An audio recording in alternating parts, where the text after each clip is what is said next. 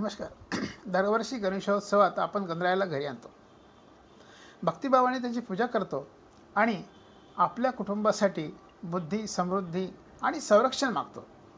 पण लक्षात आलंय का की आपण आपल्या बाप्पाला नेहमी म्हणतो विघ्नहर्ता, म्हणजे अडथळे दूर करणारा. तो आपल्याला दिसत नसलेल्या संकटापासून सुद्धा वाचवतो.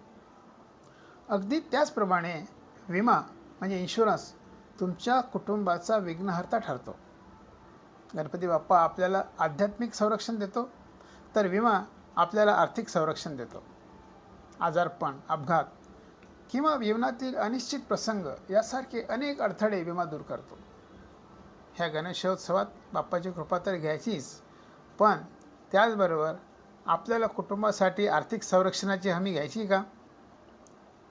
खरी भक्ती फक्त प्रार्थनेत नाही, तर आपल्या प्रियजनांसाठी शांतता, सुरक्षितता निर्माण करण्यात आहे.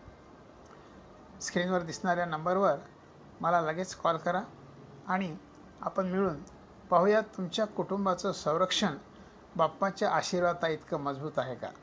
धन्यवाद. गणपती बाप्पा मोरया.